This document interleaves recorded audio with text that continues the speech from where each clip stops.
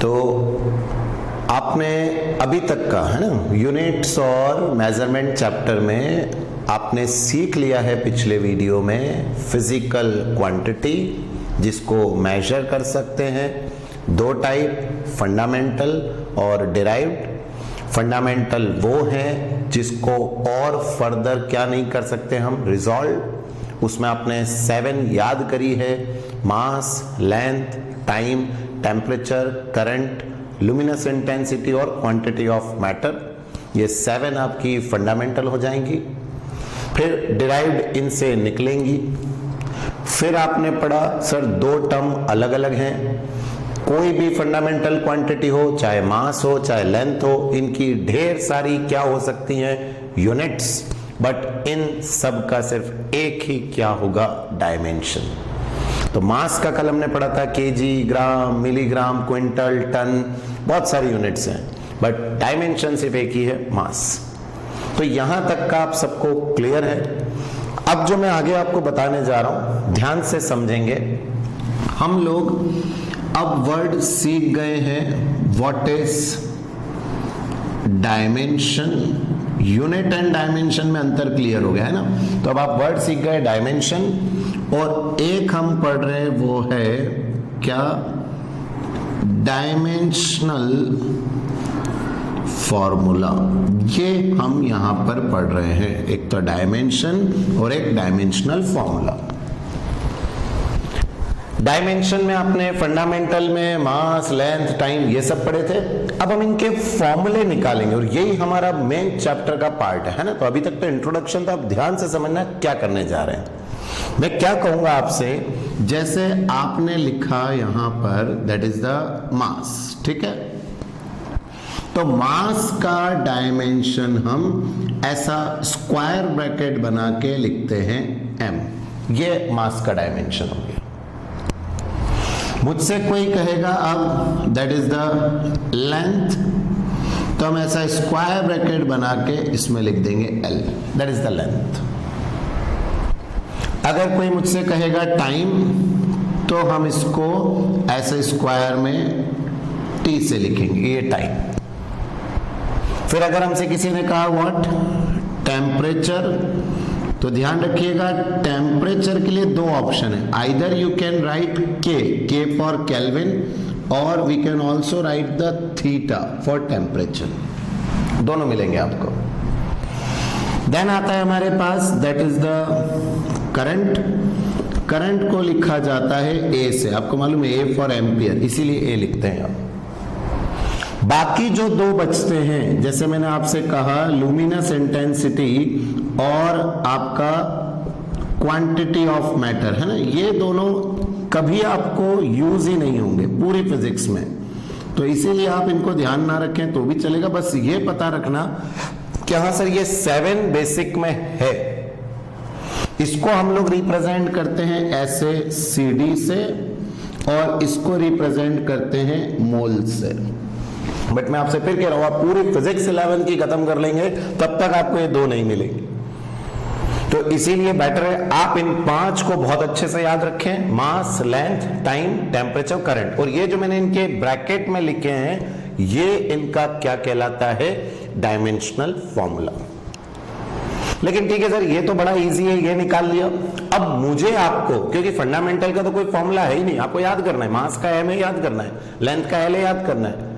लेकिन अब हमसे क्वेश्चन आया कि बताओ स्पीड का, मैंने फिर कहा ध्यान से समझना और आपको बनेगा, स्पीड का डायमेंशनल फॉर्मूला बताइए, ये आपसे क्वेश्चन है।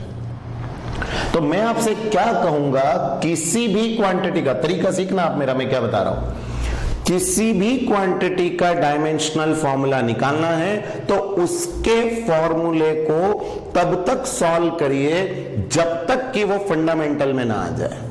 क्या बोला मैंने, तब तक सॉल्व करिए जब तक कि वो फंडामेंटल में ना आ जाए। आप कहेंगे सर क्या मतलब, देखो स्पीड का फॉर्मूला होता है डिस्टेंस अपॉन टाइम। ये फॉर्मूला है स्पीड का, डिस्टेंस अपॉन टाइम। बताइए डिस्टेंस क्या हमारे पास ऑलरेडी एक फंडामेंटल है? Distance is a fundamental quantity. देखिए कैसे, डिस्टेंस को आप काय में मेजर करोगे? लेंथ में। तो डिस्टेंस इज लेंथ, और टाइम तो आप टाइम में मेजर कर रहे हो, दिस इज द टाइम। तो आ रहा है आपको समझ में? हाँ सर, लेंथ और टाइम, डिस्टेंस की जगह लेंथ, टाइम की जगह टाइम बन रहा है। तो आप ऑलरेडी जो स्पीड का फॉर्मूला लिख रहे हो, क्या ये वैसे ही फंडामेंटल में आ गया? अब लेंथ का और कोई फॉर्मूला होता है क्या? नहीं होता है ना। तो मैं क्या कहूंगा, आपने डिस्टेंस को लिखा लेंथ, टाइम को लिखा टाइम, क्या ये हो गया फंडामेंटल में ना? अब अगर ये फंडामेंटल में आ चुका है तो मुझे बताएं, क्या लेंथ की जगह में लिख लूंगा एल? हाँ सर। टाइम की जगह में लिख लूंगा टी, और फिर हम इस टी को ऊपर ले जाएंगे तो बताइए क्या बन गया? एल टी इनवर्स, और ये स्क्वायर ब्रैकेट, ये इसका डायमेंशनल फॉर्मूला बन गया।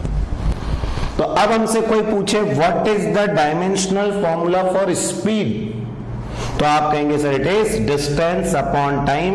डिस्टेंस इज लेंथ, टाइम की जगह टाइम। मैंने कहा तब तक सॉल्व करो किसी फॉर्मूले को जब तक कि वो फंडामेंटल में ना आ जाए, and you will get the formula. देखो एक और सॉल्व करते हैं, इधर ध्यान देंगे। अब मैंने आपसे कहा डायमेंशनल फॉर्मूला निकालिए एक्सेलरेशन का। ओके, एक्सेलरेशन ए का डायमेंशनल फॉर्मूला। तो सबसे पहले आपको पता होना चाहिए sir, acceleration is velocity upon time. ये फॉर्मूला एक्सेलरेशन का, वेलोसिटी अपॉन टाइम। अब देखिए टाइम तो आपका फंडामेंटल है, टाइम। क्या वेलोसिटी फंडामेंटल है क्या? आपका जवाब है सर नहीं है वेलोसिटी फंडामेंटल। पूरे फंडामेंटल में कभी वेलोसिटी आया क्या? तो velocity is not fundamental, but क्या हमें ये मालूम है velocity is displacement upon time? ये तो हमें मालूम है ना। हाँ सर, वेलोसिटी ये होता है। तो मैंने एक्सेलरेशन इक्वल टू वेलोसिटी की जगह लिख लिया डिस्प्लेसमेंट अपॉन टाइम इनटू ये जो 1 अपॉन टाइम है, ये as it is 1 upon time.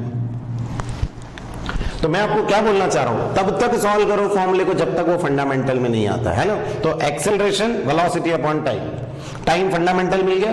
Velocity है क्या फंडामेंटल में? सर नहीं है। फंडामेंटल दिमाग में याद है हमको कितने? 7। क्या वेलोसिटी उसमें था? नहीं था। तो वेलोसिटी का फॉर्मूला ढूंढा। What is the formula for velocity? Displacement upon time. तो हमने वेलोसिटी की जगह लिख दिया डिस्प्लेसमेंट अपॉन टाइम, और ये 1 upon time as it is. अब जरा मुझे बताइए, क्या जो हमारा डिस्प्लेसमेंट है वो क्या रहेगा? लेंथ, टाइम, हमारा टाइम इनटू 1 अपॉन टाइम, ये 1 अपॉन टाइम। क्या सब फंडामेंटल में आ गए? अब इसको हम क्या लिख सकते हैं? लेंथ अपॉन 2 बार टाइम, टाइम का स्क्वायर, और फिर इसको क्या लिख देंगे? Length t-2। ये इसका डायमेंशनल फॉर्मूला आ गया। तो पहले मैंने कहा था फिजिक्स की ABCD, मास, लेंथ, टाइम, टेम्परेचर, करंट, ये 5 का फिक्स रखो। मैंने कहा बाकी 2 काम नहीं आ रहे, 5 दिमाग में बैठ गए। अब किसी ने भी कहा डायमेंशनल फॉर्मूला निकालो, उसको तब तक सॉल्व करते रहो जब तक वो फंडामेंटल में ना आ जाए। आपने स्पीड सॉल्व किया, distance upon time, already fundamental में आ गया, काम हो गया। आपने एक्सेलरेशन लिया, फॉर्मूला ये पता होना चाहिए है ना आपको, और नहीं भी याद है तो आगे आएंगे। और आपने पढ़े हैं 9th में भी कि हाँ sir acceleration is velocity upon time, time fundamental हो गया। क्या velocity is not fundamental? Velocity का फॉर्मूला ढूंढा, क्या फॉर्मूला है? Displacement upon time. वेलोसिटी की जगह वो रखा, टाइम की जगह time. Displacement is length, time time 2 bar time रखा, ये डायमेंशन। तो बताओ क्या टेक्निक सीख गए आप अभी तक? कि सर हम तब तक किसी फॉर्मूले को सॉल्व करेंगे जब तक कि वो काय में नहीं एक्सप्रेस हो जाता है, फंडामेंटल में, और फिर एंड में फॉर्मूला लिखेंगे। अब इसको जल्दी से नोट करो, फिर मैं और प्रैक्टिस कराता हूं। देखिए अब आपने निकालना सीख गए ना डायमेंशनल फॉर्मूला। अब बहुत ध्यान से देखना मैं कैसे निकालता हूं और फॉर्मूले। सबसे पहला मैंने लिया फॉर्मूला आपके सामने फोर्स, ठीक है। आपको बोला फोर्स का डायमेंशनल फॉर्मूला निकालिए। क्या करेंगे आप? सर फोर्स होता है मास इनटू एक्सेलरेशन। ये फॉर्मूला आपको आना चाहिए है ना, इसके बिना ये आएगा ही नहीं। अगर आपको फोर्स का फॉर्मूला नहीं मालूम, आप डायमेंशन नहीं निकाल सकते। तो पहले F इक्वल टू m है। चलिए क्या तरीका है अपना? सर तब तक सॉल्व करो जब तक कि हम फंडामेंटल में नहीं आ जाते। क्या आप मुझे बताएंगे mass is a fundamental? Mass already आ चुका है, मास अलग कर लो। Mass is a fundamental quantity. अब एक्सेलरेशन, सर एक्सेलरेशन तो फंडामेंटल नहीं है, बट हमें मालूम है acceleration is velocity upon time. Formula acceleration का क्या इसमें से टाइम अलग कर लें, क्योंकि टाइम इज अ फंडामेंटल। तो मैंने मास के डिवाइड में टाइम लिख लिया, क्योंकि ये फंडामेंटल है, इसको अलग। अब बचा सिर्फ velocity. Now what is the formula for velocity? Sir velocity is displacement upon time. मैं डिस्प्लेसमेंट को एक्स से लिख रहा हूं। अब आप अपने इस फॉर्मूले को देखिए, क्या क्या आ गया? मास, लेंथ और टाइम। सर ये तीनों फंडामेंटल है, तो क्या अब इसके आगे सॉल्व नहीं होगा? क्योंकि फंडामेंटल होता ही वो है which can not be further resolve. तो आपने सिंपली फोर्स का निकालने के लिए F इक्वल टू m है। सर मास ऑलरेडी फंडामेंटल था, एक्सेलरेशन फंडामेंटल नहीं है, हमने इसका फॉर्मूला लिखा। इसमें टाइम फंडामेंटल हो गया, इसको अलग कर लिया, फिर वेलोसिटी का लिख दिया। तो बताओ ऐसे करके ये पूरा फंडामेंटल में आ गया। अब जरा देखें क्या क्या हो रहा है। तो मास की जगह m, x की जगह लेंथ और नीचे 2 बार टाइम, मतलब टाइम का स्क्वायर। मास की जगह मास, x की जगह लेंथ, 2 बार टाइम, टाइम का स्क्वायर। और अब हम इसको क्या लिख सकते हैं? m l t inverse two, square bracket बनाना है, ध्यान रखेंगे। ये आपका डायमेंशनल फॉर्मूला फॉर फोर्स। आ रहा है समझ में? क्या तरीका दिमाग में? सर सिर्फ फंडामेंटल तक जाइए, अपने आप आपको आंसर मिलेगा। चलो और देखते हैं अगला फॉर्मूला। देखिए जरा, मैं आपको सिखा रहा हूं, दैट इज ऑफ डेंसिटी।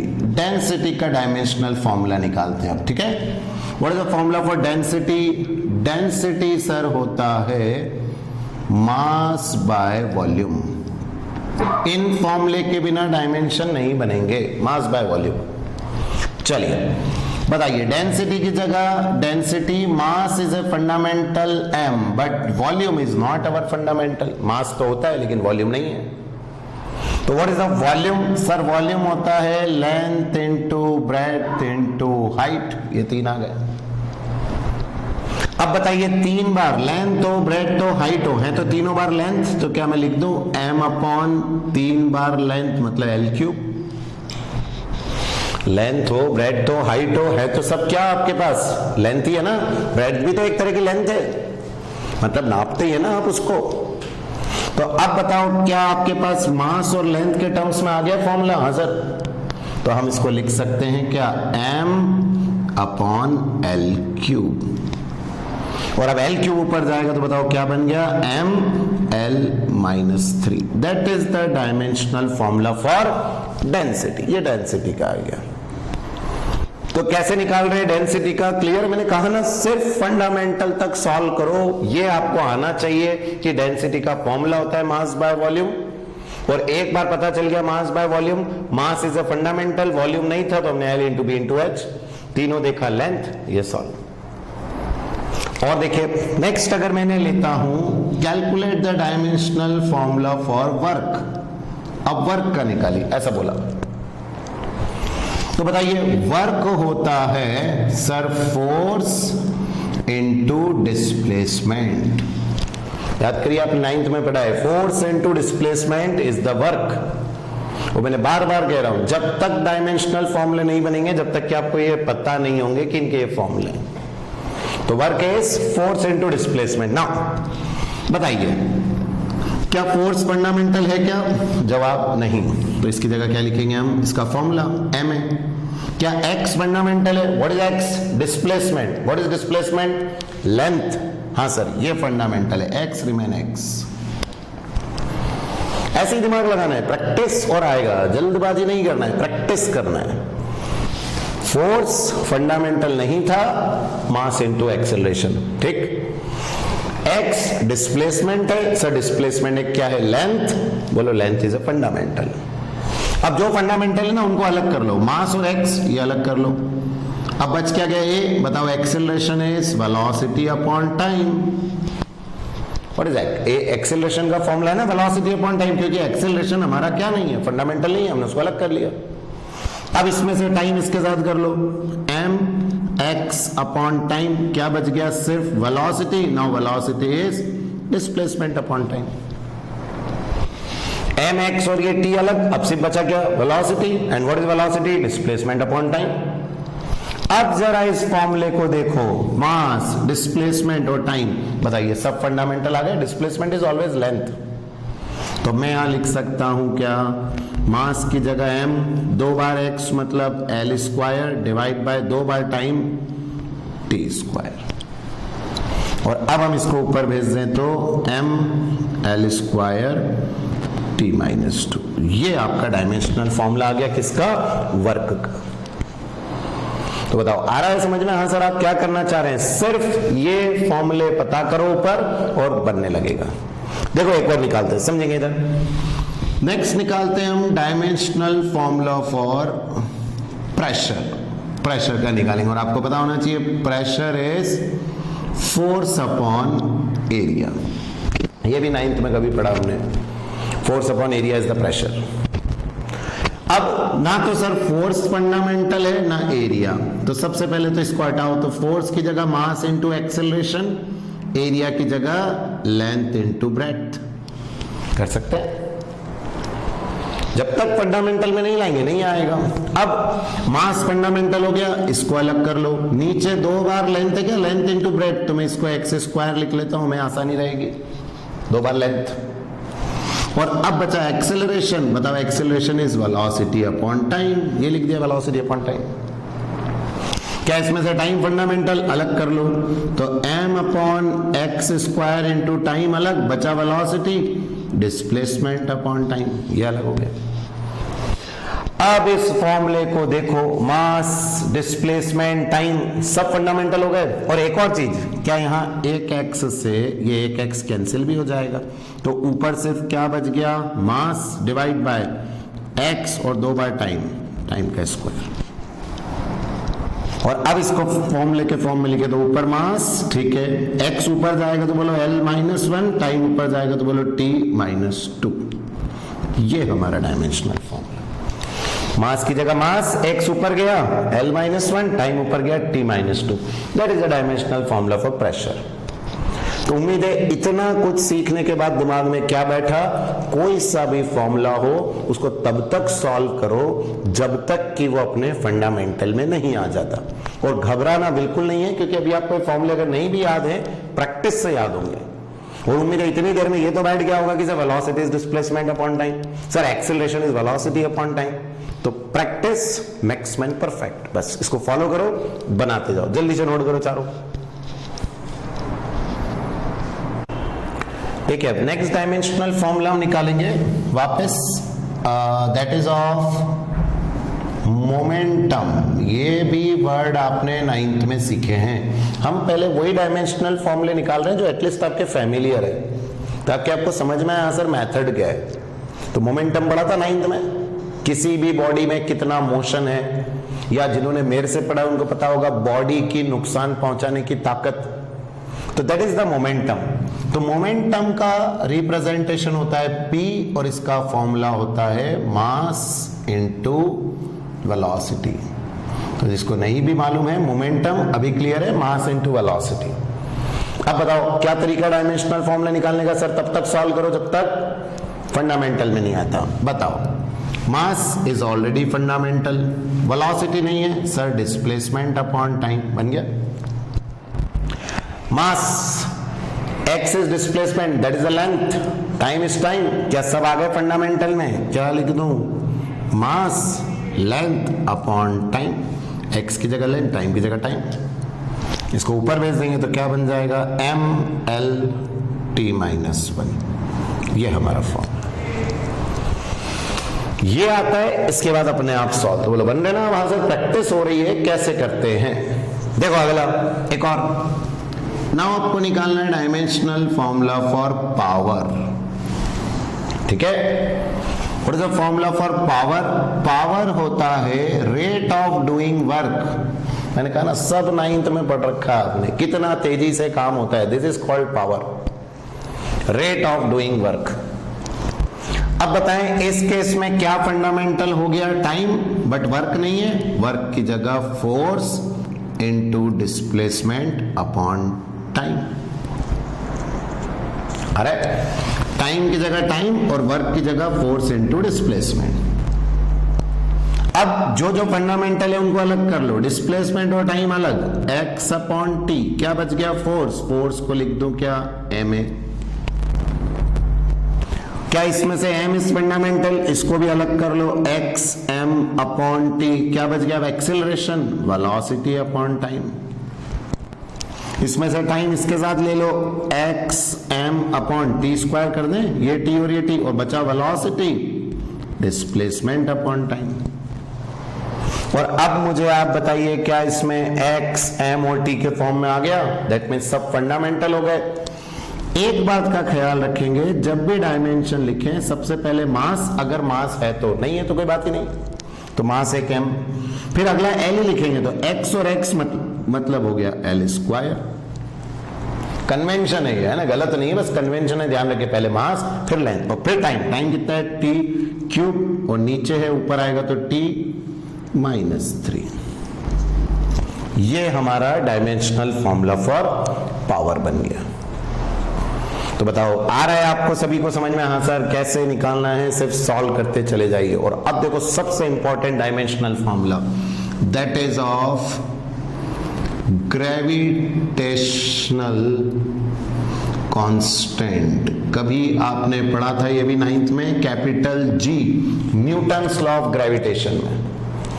अब इसका निकालने के लिए पहले आपको एक फॉर्मूला आना चाहिए, आपको याद होगा, F equal to G m1 m2 upon r square.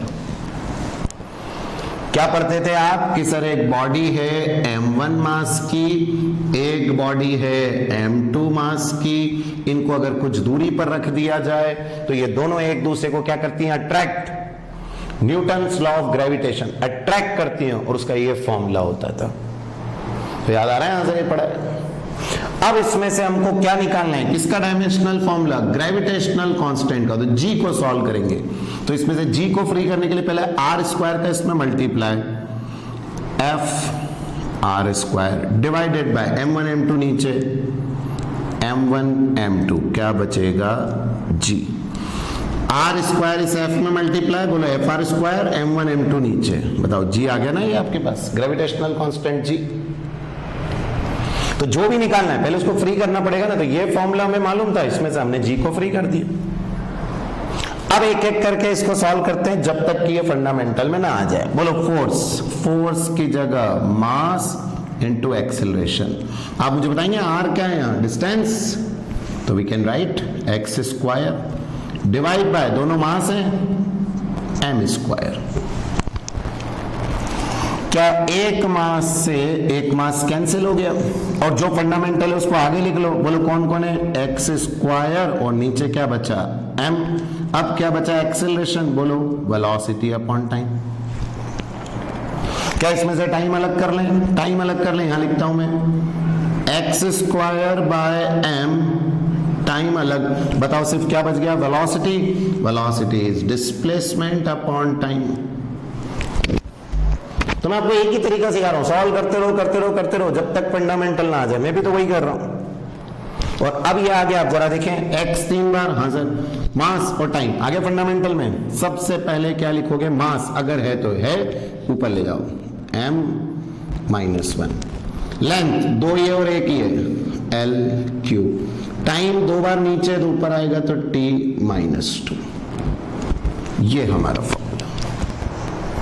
तो क्या ये आपके सामने बन के तैयार हो गया, dimensional formula for gravitational constant. इतने फॉर्मूले के बाद अब मुझे उम्मीद है कि आप समझ पा रहे होंगे, सर फॉर्मूला पता होना चाहिए, तब तक सॉल्व करते रहो जब तक कि उसका काय में नहीं आ जाता है वो अपने फंडामेंटल में। और जब फंडामेंटल में आ जाए, एंड में लिखा, पहले मास, फिर लेंथ, फिर टाइम, और उसके बाद फिर करंट, और फिर टेम्परेचर अगर आते हैं तो बनेगा ये, नोट डाउन करिए इसको भी।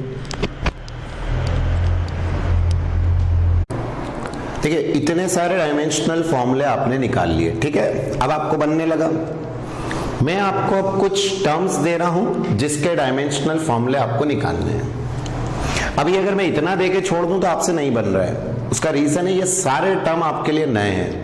हम जैसे जैसे फिजिक्स पढ़ेंगे ये सारे टर्म आएंगे डिटेल में।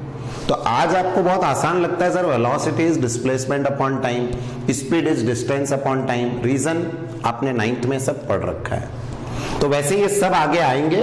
तो अभी आपको ये नहीं सोचना है ये क्या होता है, अभी फोकस करना है कि मेरे को डायमेंशनल फॉर्मूला निकालना आ रहा है। तो मैं आपको यहां सबके फॉर्मूले दे रहा हूं। सरफेस टेंशन का फॉर्मूला होता है फोर्स डिवाइडेड बाय लेंथ, ठीक है। स्ट्रेस का यहां पर फॉर्मूला होता है फोर्स अपॉन एरिया। टॉर्क का फॉर्मूला होता है फोर्स इनटू लेंथ।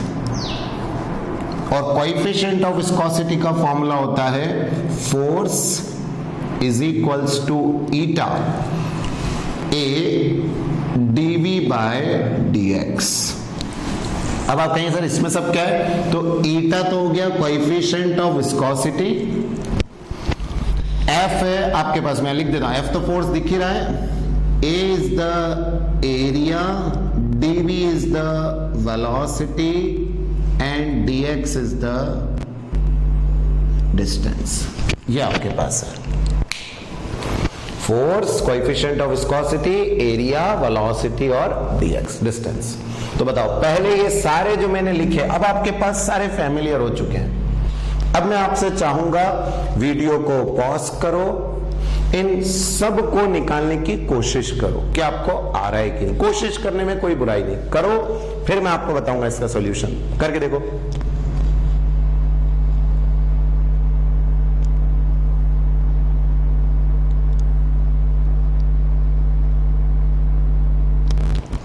चलिए, अब आपने ट्राई किया, बहुत अच्छी बात है। गलत हो कोई टेंशन नहीं है, मेथड पे फॉलो करना कि मैंने कहां गलती करी। अगर बाय चांस गलत हुआ हो तो आपका, नहीं तो बहुत अच्छी बात है। देखिए, सबसे पहले सरफेस टेंशन को लेते हैं एस। फोर्स क्या लिखा आपने, मास इनटू एक्सेलरेशन किया था, ठीक है। लेंथ को आपने एक्स लिख ही लिया होगा। बताओ मास और एक्स क्या ये दोनों क्या हो चुके हैं आपके फंडामेंटल, इनको अलग कर लो। यही किया आपने, m अपॉन एक्स और एक्सेलरेशन को वेलोसिटी अपॉन टाइम किया। क्या इसमें से टाइम अलग कर ले तो बताइए, m अपॉन एक्स और t क्या बचा, वेलोसिटी, डिस्प्लेसमेंट अपॉन टाइम, ये इसको लिख लिया। अब जरा इस फॉर्मूले में देखें, क्या x से x कैंसिल हो जाएगा, बचा क्या आपके पास, mass upon t into T square. दोनों फंडामेंटल है और दोनों फंडामेंटल हैं मास, टाइम का स्क्वायर नीचे से ऊपर, t minus 2। That is the dimensional formula for surface tension. निकाला आपने, ये क्लियर है, सिर्फ सॉल्व करते जाओ फंडामेंटल तक। चलिए चेक कर लिया, दूसरा देखते हैं। स्ट्रेस, फिर से क्या लिखा, फोर्स को आपने लिखा होगा mass into acceleration, area length into breadth, ठीक है। मास फंडामेंटल अलग कर लो और लेंथ इनटू ब्रेड्थ क्या दोनों ही लेंथ है, क्या मैं लिख दूं क्या एक्स का स्क्वायर, अब तो समझ में आने लग गया। फिर एक्सेलरेशन की जगह वेलोसिटी अपॉन टाइम, क्या टाइम इसके साथ कर दे तो क्या आ जाएगा, m upon x square into time, और वेलोसिटी की जगह displacement upon time. Now x से ये एक x कैंसिल, अब क्या बचा सर m अपॉन एक्स और 2 बार t टाइम का स्क्वायर। बताओ सब फंडामेंटल में लिखे हुए हैं क्या। अब मैं इसको लिख लूंगा, मास को तो m, x ऊपर गया l माइनस 1, टाइम ऊपर गया t माइनस 2। ये हमारा डायमेंशनल फॉर्मूला फॉर स्ट्रेस आ गया। और अगर आप दिमाग लगा रहे हो तो आप देखना प्रेशर का भी यही फॉर्मूला था, फोर्स अपॉन एरिया। तो हमसे क्वेश्चंस पूछे जाएंगे, ऐसी दो क्वांटिटी बताइए जिनके सेम डायमेंशन हो, सेम डायमेंशन। तो बताओ किसके हो गए, एक तो स्ट्रेस और एक प्रेशर। और आप आगे पढ़ेंगे स्ट्रेस एक तरह का प्रेशर ही है, तो वो हमें आगे, मैंने कहा ना सब टॉपिक डिटेल में आगे आएंगे तब अपन बात करेंगे। अभी सिर्फ फोकस करना है कि हाँ सर मेरे को डायमेंशनल फॉर्मूला निकालना आ रहा है, बस बात खत्म। नेक्स्ट देखिए टॉर्क का निकालने के लिए force mass into acceleration into length x, fundamental आगे लिखो, m और x आगे कर लिया, और एक्सेलरेशन वेलोसिटी अपॉन टाइम, फिर टाइम इसके साथ m x upon time, velocity को डिस्प्लेसमेंट अपॉन टाइम। और अब अगर आप देखेंगे तो मास 2 बार x और नीचे से ऊपर जाएगा 2 बार तो t माइनस 2, ये हमारा फॉर्मूला फॉर टॉर्क। और फिर से एक और नई चीज बताओ, टॉर्क क्या है? फोर्स इनटू लेंथ, और अगर आपने पढ़ा वर्क तो भी फोर्स इनटू लेंथ ही तो था, डिस्प्लेसमेंट इज अ लेंथ। तो क्या मैं कह सकता हूं torque and work have the same dimension. तो ऐसे ही अपने आप प्रैक्टिस बनता चला जाएगा। नेक्स्ट देखो, अब पहले तो इसमें मुझे निकालना किसका है? कोएफिशिएंट ऑफ विस्कोसिटी ईटा का निकालना है, डायमेंशनल फॉर्मूला। तो जिसका निकालना है पहले उसको फ्री करो। तो ईटा को फ्री करेंगे तो ये इसमें मल्टीप्लाई होगा force into D x divided by नीचे आएगा a इंटू डी वी। यहां फॉर्मूले में एक माइनस साइन आएगा जब हम आगे पढ़ेंगे। माइनस साइन आपको बताता है ये फोर्स रोकने वाला फोर्स है, लेकिन अभी हम क्योंकि डायमेंशन पढ़ रहे हैं यहां माइनस प्लस से कोई फर्क नहीं पड़ता, तो इसलिए अभी आप सिर्फ फॉर्मूले पे गौर कर रहे हैं। हाँ सर फॉर्मूला क्या है, किसका फॉर्मूला निकालना है? ईटा का। ईटा को फ्री किया, फ्री करने के बाद अब फोर्स बोलो मास इनटू एक्सेलरेशन, dx क्या लिखा था मैंने? dx डिस्टेंस, तो बोलो x divided by area, area होता है लेंथ इनटू ब्रेड्थ, वेलोसिटी बोलो वेलोसिटी क्या होगा? Displacement upon time. लिख दिया सब जगह, सब जो था। क्या क्या कैंसिल हो रहा है जरा देखें एक बार, बोलो x से x कैंसिल हो गया। अब जो बच गया ये टाइम ऊपर चला जाएगा, तो मास ये टाइम ऊपर आ गया, इसके साथ time divided by L into B, 2 बार x स्क्वायर, और acceleration is velocity upon time. पहले जो था फोर्स की जगह ma, dx है डिस्टेंस तो x, एरिया की जगह लेंथ इनटू ब्रेड्थ, और वेलोसिटी की जगह डिस्प्लेसमेंट अपॉन टाइम। डिस्प्लेसमेंट से डिस्प्लेसमेंट कैंसिल, टाइम गया ऊपर, mass into time, length into breadth, 2 बार डिस्टेंस x स्क्वायर, और एक्सेलरेशन की जगह वेलोसिटी अपॉन टाइम। जरा बताओ क्या ये टाइम से ये टाइम भी कैंसिल हो गया? क्या बच गया? सिर्फ m अपॉन एक्स स्क्वायर, और velocity is displacement upon time. और फिर बताइए एक x से एक x फिर कैंसिल हो गया, अब बच गया सिर्फ मास की जगह m, x ऊपर जाएगा L-1, टाइम ऊपर जाएगा T-1। ये डायमेंशनल फॉर्मूला। तो that is the dimensional formula for coefficient of viscosity. तो अब आपने मैच किए हैं चारों, और जिसके चारों सही आए हैं आप बहुत बढ़िया कर रहे हैं, आपको सब क्लियर है। और जिसके बाय चांस नहीं भी सही हुए कोई बात नहीं, मेथड समझ में आ गया ना। अगले जो मैं दे रहा हूं उसको सॉल्व करना, बनाओ उसको जल्दी से।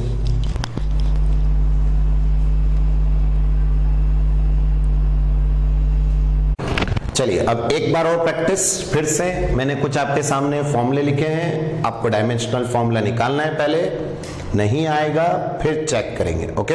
तो पहले मैं फॉर्मूले लिख दूं आपको। चार्ज हिंट दूंगा सिर्फ मैं, I is equals to Q by T, बोलो 10th में पढ़ा है, ठीक है। दूसरा एंगल, एंगल मैथ्स में पढ़ा है आपने, आर्क अपॉन रेडियस, ये आपको हिंट है इसका। फिर पोटेंशियल डिफरेंस 10th में पढ़ा है, V is equals to W upon Q, याद है ना, work done in bringing a charge from one point to another. फिर resistance V is equals to IR, और एनर्जी का हिंट ये है कि एनर्जी मतलब होता है वर्क, पढ़ा है आपने, कैपेसिटी टू डू वर्क, तो जो वर्क का होगा वही एनर्जी का होगा। तो ये तो है आपके सामने फॉर्मूले। अब आपको वीडियो को पॉज करके पहले एक बार सॉल्व करना है, करो जरा सॉल्व एक बार।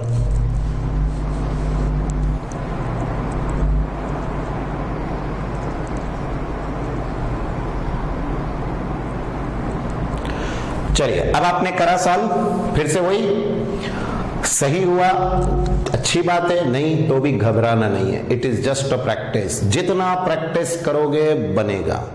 तो गलत भी हो कोई बात नहीं। देखो I is equals to Q by T, मैंने किसका बोला आपको? चार्ज, मतलब मुझे डायमेंशन क्यू का निकालना है। तो बताइए क्यू को फ्री करो, ये भी दिमाग में याद रखो। ये तो आप सीख गए ना कि सर पहले तो तब तक सॉल्व करते रहो जब तक फंडामेंटल में ना आ जाए, और फंडामेंटल में आने के बाद आपको फ्री करना है उसको जिसको निकालना है। तो मुझे यहां किसको निकालना था? चार्ज को, क्यू। तो बताओ क्यू इज इक्वल्स टू क्या हो जाएगा? I T. Answer I, current. Current is a fundamental, time is a fundamental. हो गया सॉल्व, कुछ भी नहीं करना था। ए और टाइम का टी, बट मैं चाहूंगा कि आप पहले टाइम लिखेंगे फिर ए, और उससे कोई फर्क नहीं पड़ता है ना, अगर आपने ए टी भी लिख दिया इट्स करेक्ट, कोई दिक्कत नहीं। तो बोलो बनेगा ये फॉर्मूला। अगले पे आते हैं, angle. Angle is arc by radius, उम्मीद है आपने पढ़ा होगा। Arc and this is the radius, this is the angle. ये ऊपर वाला कहलाता है आर्क और ये वाला आपका रेडियस। क्या मुझे बताइए, arc is a length, radius is a length, दोनों ही लेंथ है। तो अगर मैं एंगल का डायमेंशन निकालूंगा तो आर्क की जगह भी लेंथ लिखूंगा और रेडियस की जगह भी लेंथ ही लिखूंगा। और बताइए अगर दोनों ही लेंथ कैंसिल हो गई तो इसका कुछ भी डायमेंशन नहीं बचा। तो देखो इसको हम कैसे लिखते हैं, m0 l0 t0, मतलब कुछ भी नहीं, it is said to be dimensionless. इसको डायमेंशनलेस बोल देते हैं। तो कभी आपसे कोई पूछे ऐसी कोई क्वांटिटी बताइए, फिजिकल क्वांटिटी जो डायमेंशनलेस है, जिसका कोई डायमेंशन नहीं है, you can go for angle, और समझ में आता है आंसर बनेगा। अगला पोटेंशियल डिफरेंस V। V में W फंडामेंटल है क्या? वर्क नहीं, force into displacement. Charge fundamental है क्या? नहीं, चार्ज की जगह अभी लिखा था अपन ने I into T, current into time लिखा था ना, equal to Q by T से। चलो जो अलग इसमें फंडामेंटल हो गया अलग कर लो, x अलग, ठीक है, करंट अलग, टाइम अलग, सब फंडामेंटल। बचा फोर्स, फोर्स की जगह मास इंटू एक्सेलरेशन। मास अलग करो, mass is fundamental, m into x upon I into T. क्या बचा? Acceleration, velocity upon time. फिर से टाइम अलग कर लो, क्या आ गया? m x upon I, time दो बार है, टी स्क्वायर, बचा से वेलोसिटी, फिर से x अपॉन टाइम।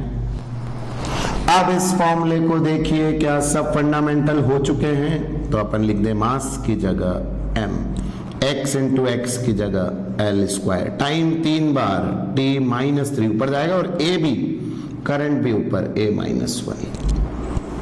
तो ये आपका डायमेंशनल फॉर्मूला आ गया। तो मैंने सीक्वेंस देखी, पहले मास, फिर लेंथ, फिर टाइम, फिर करंट, यही सिखाया। और कभी इधर उधर हो जाए टेंशन नहीं, बट सीधा सीधा लिखो जितना अच्छा हो सके। बोलो बनेगा। अगला है रेजिस्टेंस का, ये पढ़ा है ओम्स लॉ।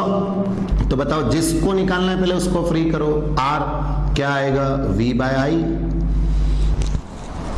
अब मैं पूरी मेहनत नहीं कर रहा हूं क्योंकि V का मैंने ये निकालना सिखाया आपको, तो मैं V का डायरेक्ट उठा के पुट कर दूंगा यहाँ। तो बताओ V का क्या है आपके पास? M, फिर L स्क्वायर, फिर T -3 और फिर A -1। बोलो ये V का आ गया। और करंट अपने आप में फंडामेंटल है, A, ये करंट। फिर से एक ऊपर भेजो, क्या बन गया formula? ml square t -3 A -2। ये आपका रेजिस्टेंस का आ गया। और अगर बाय चांस देखो यहाँ तो क्या अपन ने V निकाल रखा था तो पुट कर लिया, नहीं तो फिर यहाँ V की जगह क्या लिख लेते? W बाई Q, और फिर इसी मेथड से पूरा सॉल्व कर लेते तो रेजिस्टेंस का आ जाता। कर पाएंगे? देन वर्क बहुत easy sir, work is force into displacement, ठीक है, force is ma into displacement. बोलो फंडामेंटल आगे, m और x आगे, एक्सेलरेशन वेलोसिटी अपॉन टाइम, फिर टाइम आगे mx upon t, velocity is displacement upon time, m 2 बार x, l स्क्वायर नीचे 2 बार t, t स्क्वायर ऊपर भेज दो, m l स्क्वायर t -2।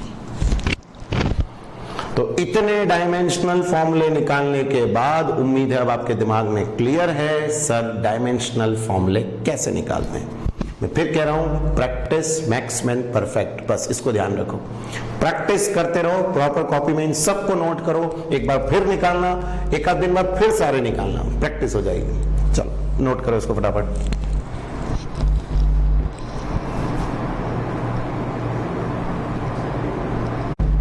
देखिए अब पूरा आप पढ़ चुके हैं, सिर्फ डेफिनेशंस हैं ये, है ना, पूरा कंसेप्ट मैं आपको सिखा चुका हूं, सिर्फ डेफिनेशन, ताकि आप अपने नोट्स में नोट कर लें।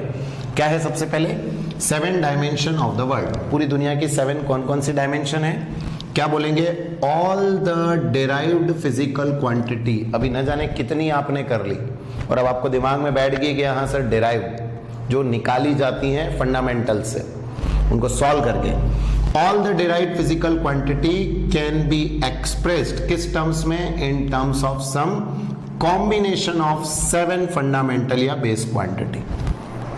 बताओ स्पीड है, क्या आपने स्पीड को लिखा था क्या LT-1, तो it is a combination of, किसका कॉम्बिनेशन है, फंडामेंटल।